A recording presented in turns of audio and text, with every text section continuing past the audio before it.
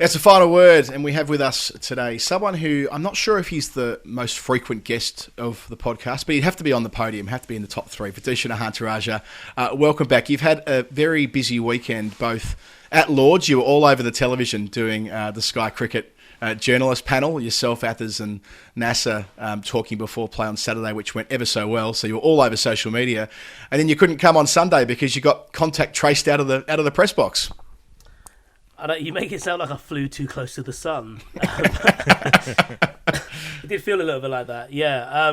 So I got contact traced on Sunday morning. Actually, I got the alert, so it meant not only was I out of action for the last day, but it takes me out of the reckoning for Edgbaston as well, which is fine because I'll still cover it from home, and I've got used to that over the last year or so. But you two, Adam and Geoff, you'll know the Edgbaston experience, and when I say experience, I obviously only mean the food, is one of a kind, and I've been saving myself for it, kind of deliberately, intermittently fasting for the last month when I knew we were going to be there. So this is quite depressing on a few fronts. Yeah, I think if there's any consolation, Vish, they probably would have had a bug it up routine this year, given they'll have COVID security things in place, and it might be lunch boxes or something rather than the full buffet, and so you wouldn't have actually had the full Edgbaston experience. So maybe you're not missing out on that much, and maybe it's also a lesson to you. Like, you shouldn't have been licking Nasser Hussain's face on live television. Like, we told you not to do it, you did it anyway, and now you're out. Yeah, but when a former England captain starts kissing your neck, there's only one thing to do, isn't there? There's only one thing to do. You're probably right. It wouldn't be the full Edgbaston experience, but even Edgbaston at 50% food capacity is worth it, I'd say. But yeah, I've been quite lucky over the last year. I've been tested constantly and lived my life since we've opened up. Pretty smoothly. Work has been all right, so I can't really complain, to be honest. As far as your day job, I mean, it was a busy week. Of course, these days, the chief features sports writer for The Independent. Starting the week with, of course, first test match back at Lords, Ollie Robinson, and then working our way through. Perhaps we'll go to the end first, though, and deal with the result itself. So England not going after the runs. Geoff and I have already dealt with this on the sort of the daily program we were making through the week. But from your perspective, how did you see that final day in terms of the decision England made to basically never really have a dart at a fairly chaseable target had they gone well in their pursuit of it? I suppose I went through all the emotions, really. When Williamson declared after lunch, I thought, right, this is great, because do you remember the 2015 New Zealand test? Yeah. I suppose led by McCullum, they decided to go all out right up until that final catch where Trent Boult tries to ramp someone over the over third man, and Moeen takes that brilliant catch. And the great thing about that test was, I'm pretty sure it finished on a Monday, didn't it? So the Monday at Lords, you always have this atmosphere where it's not anyone who's been able to pre-book tickets, pay 75, 90 quid for a ticket. You've got to queue up. And so I suppose once you've shown that willing to queue up and you've got in, the atmosphere is a little bit different. It's a little bit like, I'm sure I've used this before, but it's a little bit like when Andy Murray first won at Wimbledon, but he won it in the Olympics, whereby it wasn't a traditional Wimbledon crowd, it was an Olympic crowd who were just happy to be there and really throwing themselves into the event. And because it was a first Lord's test back and there were fans there as well, and that anticipation you could feel through your TV. And then, you take a step back and you look how raw that England team were. 4 players on pairs as well, without Stokes and Butler, who have a pretty good track record of chasing New Zealand at Lords. And I could understand it. It was still disappointing, though. And I wondered if the fact that there wasn't much on this in the World Test Championship sense that, go at it. I feel like the nourishing powers of a win in that regard, or in that situation, would be so much greater than defeat. And then at the same time, it is an antiquated format, and because of that, a lot of the same emotions carry through from 10, 20 years ago than they do from the start of the cycle of the World Test Championship. And it is a numbers game as much as we'd like to rally against that. And so, yeah, I mean, I mean, I was disappointed. I understood it, and I was also disappointed, and I'd feel more disappointed if I paid for the privilege of being there. But I suppose I can't really lament them too much, because I would have probably been also the one writing, well, they've lost, this will be debilitating for a young side, blah, blah, blah. So maybe I'm part of the problem. You just can't have teams sending Dom Sibley out to open the batting. Like, it's just not on. you just can't do it. And unless you need to bat for 2 days to save a match. That was pretty much an admission of defeat right from the start, or an admission that they weren't going to bother going for it. So, yeah, I think my position's hardened on this from when we recorded the Daily Show, where I'm understanding of the idea that you try to give yourself a bit of latitude, but I think having a young, inexperienced team is not an excuse. They're test players. They're supposed to be good enough to play test cricket, and you should at least see if it's possible to win before deciding that it's not. Yeah, I definitely agree with parts of that. I'd also say that New Zealand bowled damn well, and also that there's an element of this which was always going to be a warm up, and I think it's just endemic of the way England approach Test cricket anyway, that India and Australia are always their primary focus, and it's not helpful to anyone. And I think we saw over the weekend why it wasn't helpful to, I suppose, just even the fans who wanted them to play positively. I had a look through the run rates, and it wasn't exactly it wasn't an easy scoring pitch, but I thought they had plenty of time. And I think just from a couple of chats I had with some of the players who were part of it since then, I think in the dressing room there was a sense that when Root went out there and Root and Sibley started scoring runs, that they thought it was on, and it was potentially going to be on. So if Root had kept batting, maybe there would have been that focus there. But then at the same time, if you look at when they started scoring runs, it was when Mitchell Santner was brought on, bowling with a bloody finger, and Kane Williamson brought himself on. And I think as soon as New Zealand went back to how they were bowling when England were actually, were actually considered to be reasonably in a chance, or with a chance to chasing it, then I think they would have shut up shop again. So I think it's quite convenient for those England players to say, we were thinking of going at it when we're up in the rate, when a bloke literally had blood on his hands when he was bowling. When Lady Macbeth had the ball, we were thinking of going for it. onto sort of weightier topics. I joked off the top, Vish, you've been kind of on Media Street this week with Sky, but also yesterday with a number of interviews around the world on Ollie Robinson's suspension. We've been deferring this conversation through the Daily Show, saying we'd have it on the weekly program. Thus, while we're doing it today, I'm doing it with you. Initially, the timing, though, wasn't it? The Robinson tweets coming out first day of his Test career. At the same time, at the end of the Test match, Sky win a BAFTA for their work on Black Lives Matter and the presentation last year. The way that the Prime Minister and the Secretary of State for Culture and Sport weighed in yesterday, in a way that I suppose was entirely predictable when you think about it, but you're not conditioned to seeing the Prime Minister necessarily talking about something that should be usually handled in a fairly internal way by the ECB. Your first impression of the swirling storm that has been Ollie Robinson in the last few days? I don't really know where to begin with this, to be honest. But you mentioned Oliver Dowden and Boris Johnson there. It's the most publicity English cricket has got since probably the Stokes-Hales saga. Which is a problem in itself, but also, I suppose, the least important of the important problems. What do I think? I suppose it's predictable in one way, because we have seen this kind of pouring through people's social media a lot in other sports. We've seen bits of it in cricket, to be fair. We saw it at the start of the year with Matt Parkinson's tweets about Kohli coming up, and it's important to say as well that they're on very similar lines to the Geoff Radamus, historic Geoff Archer tweets that were doing the rounds in 2018 and 2019, because basically, Twitter users were looking through their accounts to see if there was anything they could batter them with. Parkinson's, was accused of tweeting about Virat Kohli, which, well, I mean, I've checked, it's not a crime.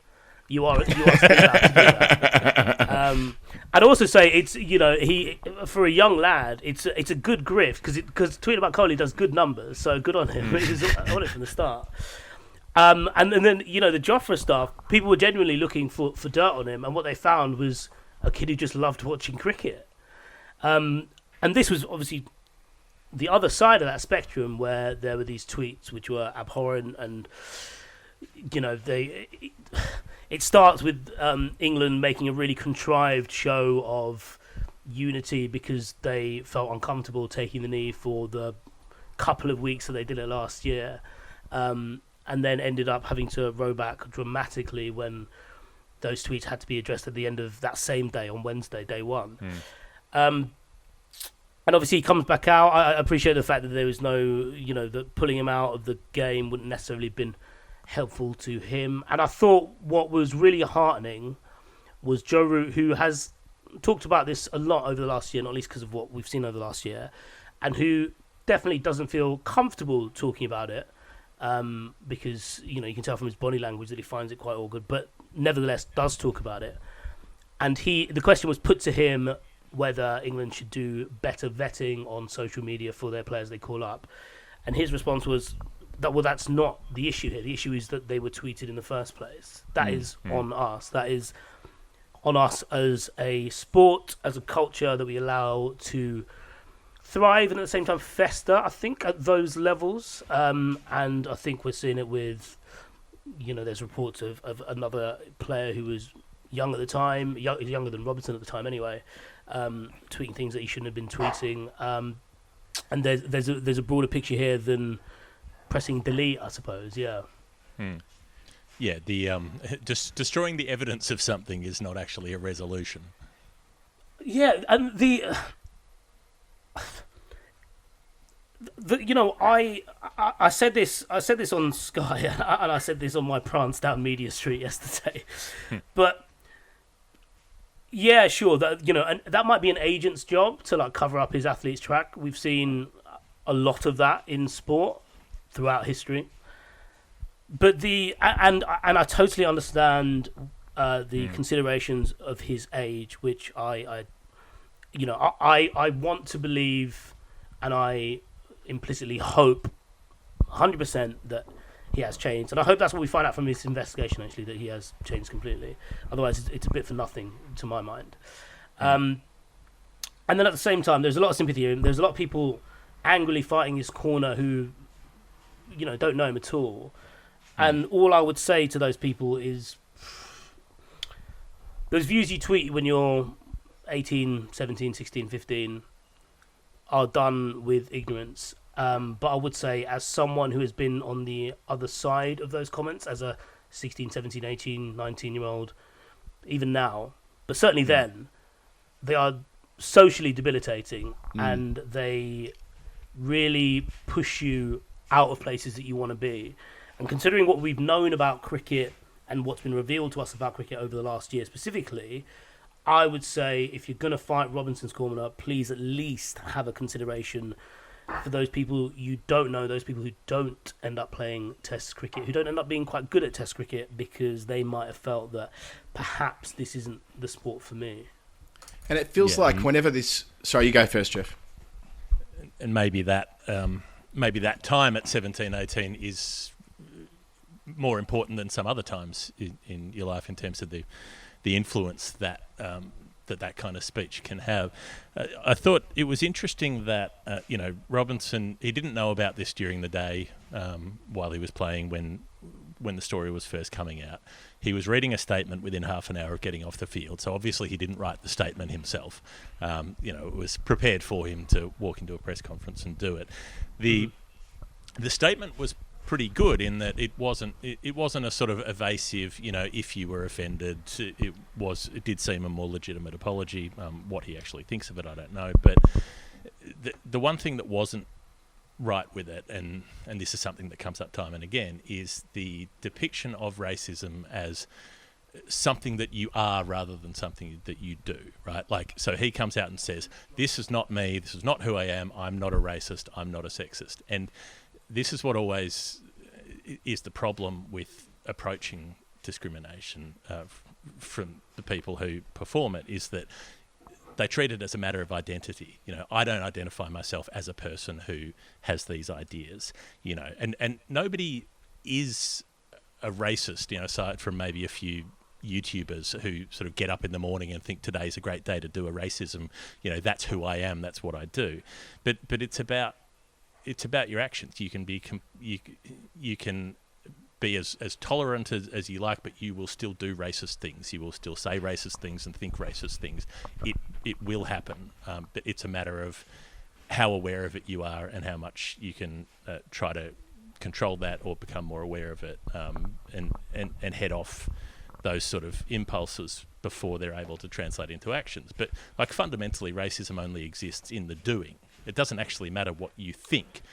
It matters what you do. It matters when you act on it, and words are actions. Saying things is an action. But all of this preoccupation with, you can't call me a racist because I am not a racist. It's not about that. It's, did you do something racist? Yes, you did. That's what matters, not who you are or how you see yourself. Yeah. Even, this might seem a bit trivial, but even the three of us here, we're not cricketers, but when we play cricket, we're cricketers, Yeah, I think that's... So, yeah. I just think, Vish, following on from Geoff's point, I suppose, to an extent, but we've seen these conversations in the game over the last 12 months, and I found it interesting when you pointed out there that part of the T-shirt campaign and the moment of unity was partly a function of not wanting to take the knee. I didn't realise that those two things were linked. It's disappointing if it is, given the commentary from Ebony and Michael Holding about England's not taking the knee later in the season in 2020.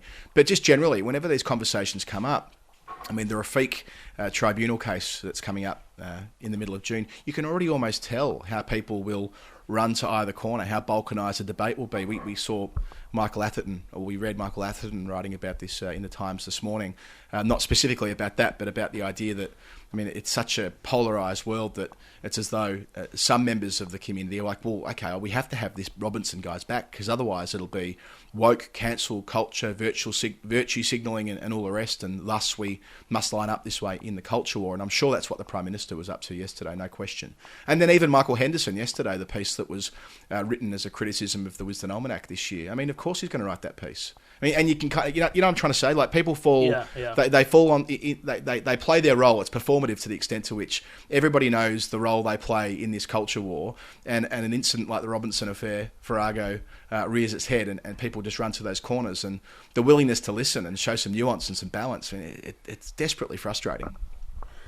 Yeah, and the other thing I will say about Robinson, and I know these people are well-intentioned, and I understand where it comes from, but someone said to me the other day that you don't change those, you don't change those views, and they pushed back on me a little bit when I said, no, I genuinely think you do. I genuinely think you can do that, because, and I appreciate the fact that the flip side of that is a lot of people talking about his age when, it's so difficult to find a racist and sexist over the age of 18. It just can't be done.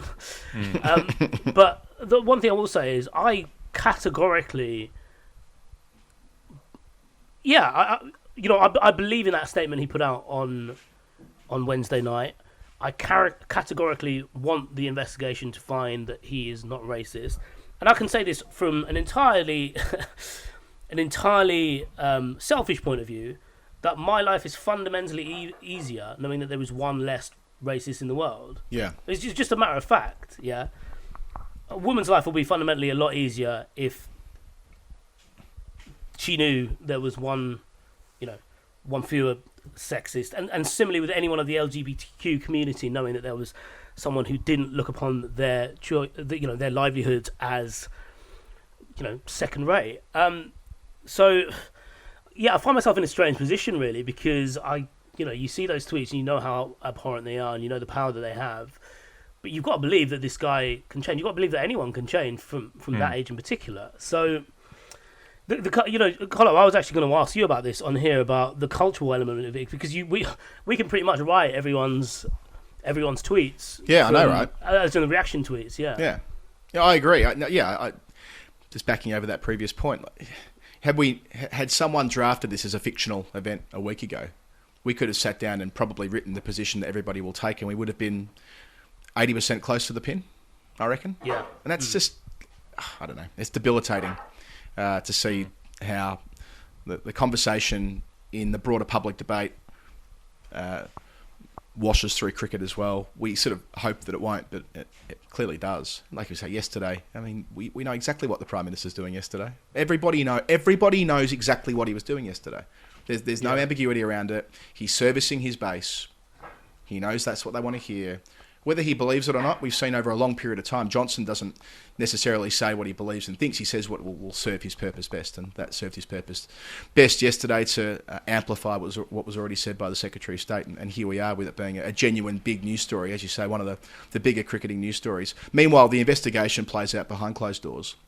Izzy Westbury has been tweeting about this quite a bit, and as usual, the most sensible person in the room. I was literally going to mention Izzy as someone who's doing the Lord's work on this. Yeah, she absolutely is, and her point, of course, being that any employer in the UK, when they launch an investigation into misconduct, they suspend that person. Right? I mean, it just follows that would be they're not being cancelled, they're not being struck out of the debate. As Izzy was pointing out yesterday, Ollie Robinson will play in the Ashes this year. Unless there is additional material found from more recent years that don't go back to tweets in 2012 and 2013. The ECB are giving themselves a chance to do that legwork. And what other choice do they have? How humiliating would it be for them if they greenlit him to play this week at Edgbaston, said that the apology ended everything and so be it, and then on day one of that test match we find out something else. I'm not saying that something else will be found out. I hope, like you, Vish, that this is it. But there's a due diligence element to this now, isn't there? And it's only right that through that process they just take a beat. So we saw it really with the Hales and Stokes incident, in that when that came out and when they got prominence, suddenly all these other things came out. There was a video about Stokes. There were these, these other things from Alex Hales, and so he's now more relevant than ever. So anyone who wants to make a quick buck over his situation can do that. And let's not pretend that there isn't a grift going on the side where people are trying to do exactly this. So removing him from the firing line and being able to have, I suppose, quite a thorough investigation is so important for a number of different planes, because it can't skew the fact that there is a problem to address here that isn't just Robinson's, and he is, he's someone who we can put, his face is to it now. But there is, over the last year, the fact that they stood for those shirts, Tom Harrison's statement at the end of the day talked of this being something that cricket has to grab with both hands, regardless of how much it stings. Yeah. I wanted to ask you guys about something, because I've been thinking about this over the last couple of days a bit, particularly with that line of argument from people, as you were saying, that, he was 18, he was young and stupid, he didn't know what he was doing, which to an extent is true, in that most 18-year-olds, particularly 18-year-old males, are pretty fucking stupid. We've all been there and we've all been one. But it's interesting that I think a decent part of the response to this will say we need more education for kids of that age, etc., etc. There is already a lot of education for kids of that age about the fairly basic concept that racism is not good. There's kick-out racism in football. There are all the things they do in schools. It's not unknown, and it seems to me that the attraction to this kind of thing, and this is remembering back through my own life as well, is that when you're young, there is things that are taboo have a strong appeal. And you can see this obviously with every little kid who is obsessed with poos and bums and wheeze and thinks it's hilarious when they come up, because they know that's rude and they're not supposed to say it. And then as you become a teenager, and this is not exclusively but particularly a teenage male thing, you want to show off and you want to impress people. And one way of showing off is to be more out there, to be more taboo, to be as sexually explicit as you can be, to all of the stuff about your mum, all of the stuff to be as shocking as you can, all of the jokes about dead kids and whatever else. Yeah. There's this intense subculture of that, of showing off. And it seems to me that if you're someone who doesn't have to experience discrimination, particularly if you're a white male teenager, if you're not experiencing discrimination, then that probably just seems like another exciting taboo, that you're not supposed to say this. You've had this drilled into you for years of high school. You're not supposed to say these things. And what that does is make those words extremely powerful. And it's like leaving a gun lying around or leaving the keys in the ignition or something. When it's powerful, it's exciting. And you want to have a go. Like, some people want to have a turn of that. They want to use it and see what happens. They know it will shock people. And in some circumstances, it will shock people in a way that gives them plaudits and gives them attention. But in other circumstances, it will shock people in a way that causes damage to the person saying it. But probably most of the time it doesn't. Probably most of the time they get away with it. And so it seems to me that it's about a lack of understanding of the actual damage that those things can do, that those words can do, as opposed to just seeing them as potential grenades that you can pull the pin out of, which will make a big exciting bang and make people look at you. And that is a big part of why teenagers around that sort of late teenage stage particularly want to say those things, and want to use those discriminatory terms because it's exciting, because they're not supposed to. Yeah, I would 100% agree with that. And I think you can tally, their teenage years with, I suppose, obviously with social media because it's coming out there, but, they're of the generation to be stung by this, aren't they? I was thinking back to my own teenage years, and, you mentioned, predominantly white male. I remember when I was at school, I would use, some pretty horrific homophobic slurs for the reasons that, you've given there, that I heard them, that it made people laugh, and that you don't really know what you're armed with. And while I left some of them at school, it was probably only about, I think it was about 23, 24 when I found out, the etymology, I suppose, of some of the words, a specific word that I would use a lot. And I think that I was quite shocked that I didn't know that earlier. And I think that's part of what we talk about education. And also, I did a piece for the Independent now, I think a week ago now, about why football fans are booing the knee over here in England. And essentially it was an interview with Tony Burnett, who is the chief executive of Kick It Out. And I basically sent out a tweet a couple of weeks before the interview, and I said, anyone who's booed the knee, please DM me. I'd like to talk to you about it. And a few people did, and when I put some questions back to them, I got some responses. I got a lot of people just not replying. And one of the things that Tony spoke of was the need for education at school level to basically understand on two fronts, really, not just what happened with the British Empire, but also about how much this country's diversity has helped it over the last 60 years, I say, maybe 60, 70 years now. Because otherwise, kids are just growing up with a sense of superiority that actually, it's not necessarily their fault if they don't see these things in school, if they don't read about them, if they... Tony had a great example. His dad was massively into war films, and it was only when Tony was 25 that he realised black or Asian people fought in the world wars. He had no idea because he didn't see it in these films, and that ties into what we talk about representation as well. But it's. Yeah. I think a lot of.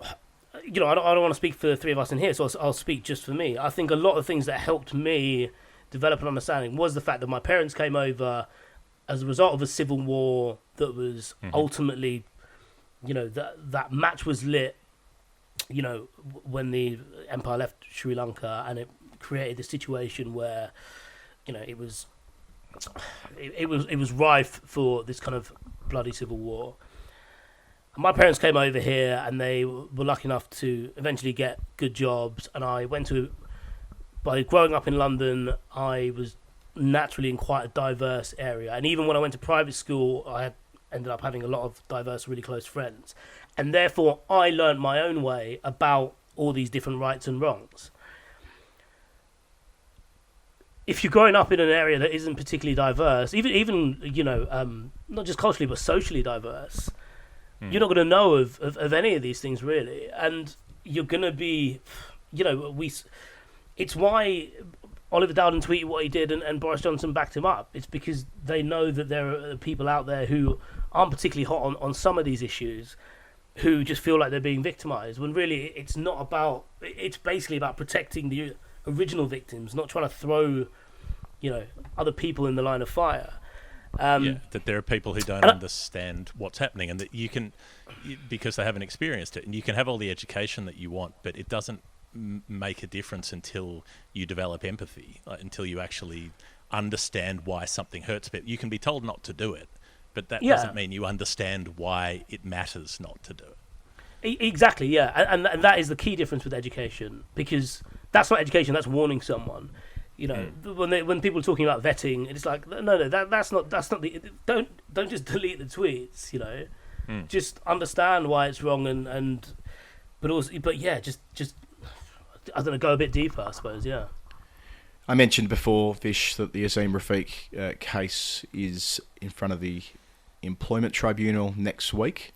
Obviously, last year when Taha Hashim and subsequently others, including George Debelle, wrote about this, that it blew up at Yorkshire. It was the catalyst for a review by the club, and now it'll be overseen by this tribunal. And it sounds as though, based on reports, that he's going to say everything, and he's not going to hold anything back, and names will be named in that forum, and maybe it'll go public, maybe it won't. I'm not quite sure where that's at, but this is, whilst not directly linked to the Robinson story, and I'm not saying that it is, but the very fact that a high-profile case and a player of colour in Azim Rafiq and the revelations that came out last year, this is only going to gather steam as we work through the next part of the summer. Yeah, it is, yeah, and it's going to be painful for a lot of people. I think it'll be painful for a lot of people who shared in Azim's experiences. Not just at Yorkshire, I suppose, but people who recognise that story. And it's gonna. The thing I'm worried about is, and we got a snapshot of it yesterday, is it's going to exacerbate this sense of a culture war, because cricket in England is already pretty conservative, and I think it's been living in a bubble of sorts where it's been able to, I suppose, keep society at arm's length to a point whereby the things that have come about over the last year haven't directly, I suppose, filtered in completely. And I think we saw that a little bit with, I suppose, the front-facing elements, because I think the ECB do and have genuinely made an active effort to try and change themselves. I spoke to an ECB official at the end of last summer who, on the record, said, well, frankly, yeah, English cricket is institutionally racist, and it's something that needs to change, and importantly, something that can change. And I suppose what the Rafiq thing, when it comes out, will do, I suppose, is put a lot of these things out in the open. And I think the important thing to remember in the Rafiq case is that, and we saw it a little bit with the umpires who brought that case to the ECB, John Holder and Ish Dawood, is that they're not going to get anything from this. Like, there is no compensation package that will be put together that will make up for any of the things they experienced, even the stress they've had from putting themselves out in the last year and being as, being as brave and being as strong about it, really. But this is for justice of sorts, but it's never justice is never really nourishing for the people who are seeking it. But it will just ensure that it doesn't happen again. They're not doing this for them; they're doing this for everyone else. Probably doing it for me, really. Like, I'll probably benefit from this kind of stuff by this change of attitude and this heightened awareness of all this. And so, yeah, I'm really keen, nervous, anxious, a little bit scared to see how things play out. But I do have faith that at least the ECB will act accordingly. I can't really speak for Yorkshire, but in specifically to the Rafiq case, I'm have got everything crossed, I suppose, for an appropriate and adequate response from the ECB to this. Because while they might be able to say that, it's something that happened, behind many sets of closed doors, it still happened under their watch. Yeah, and the same applies what you said before, that victims who go out and put themselves out there aren't doing it for necessarily financial gain. I suppose the same applies to you to a certain extent. You didn't get into the sports writing caper and cricket specifically to write about discrimination, although you've taken to it and been an excellent advocate in writing people's stories and telling your own story as well. But you're not, you don't want this to drag out over a number of months because you want to get back to doing what you love doing. I mean, you want to see the change happen, of course, but it's interesting that, you'll get pigeonholed, or others will get pigeonholed as being activist journalists and stuff like that, when really this has not been of your choosing. Yeah, I just want to get back to doing the memes again, to be honest. But it's funny you say that that I write about it well, and that's very kind of you. But I suppose I've just had a lot of practice over the last year, because I would shake your hand now for copious amounts of illiteracy on this subject. And you mentioned Taha before. He did this interview with Craig Overton last week. Yep. He really pushed the Rafiq thing through, as did James Butler of the Cricket Badger podcast as well. Yep. And I said this to Taha. I might as well say this on here.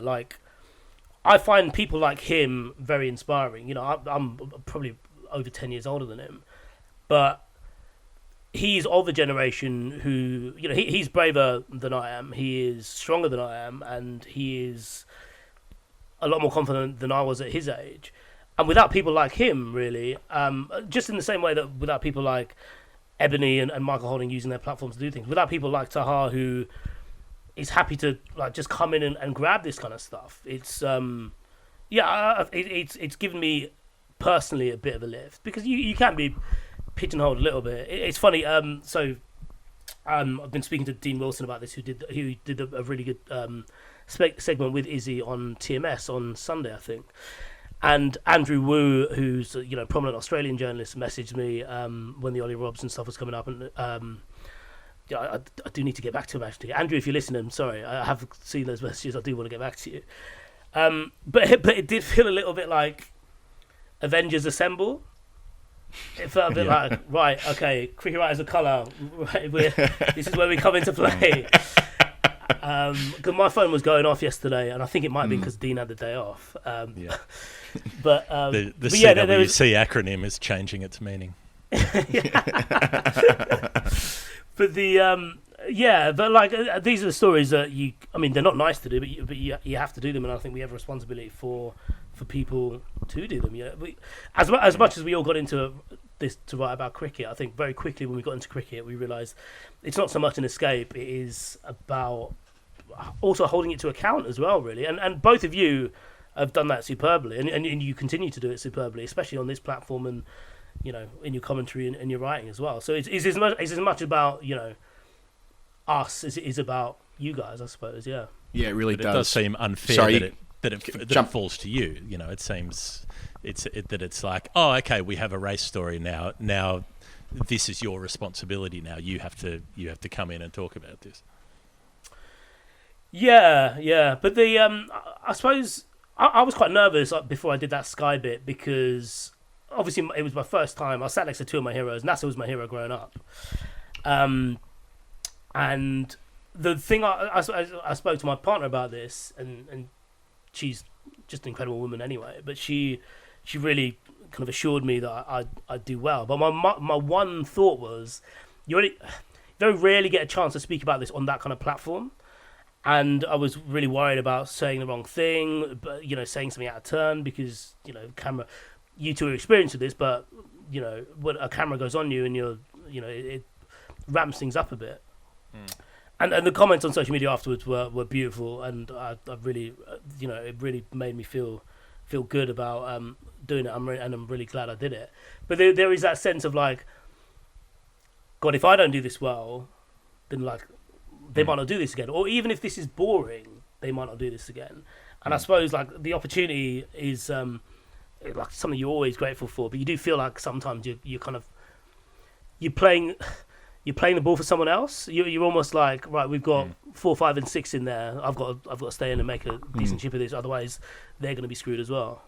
And it really does dispel the myth, doesn't it, that there's no room for politics in cricket, and cricket and politics shouldn't mix, and all that garbage that we're told time and time again. What you're saying there, they never have. Famously, they never have. Never. Yeah, but you still hear it, don't you? You still hear it. I mean, from the same boring corners, and the same. We said before that people ran to their corners when the Robinson thing blew up the other day, and they'll continue to do so. But hopefully, the work you're doing, Vish, will go some way to offering a perspective that will help enlighten those who in the past have been reluctant to see it a different way. Thank you for your work. It's crucial work. It means an awful lot to us that you're happy to come on here and talk with us about it today, because we know it's not easy to, as you say, be the guy that people call to talk about this thing, but your words are powerful, they're important, and they're appreciated here on The Final Word.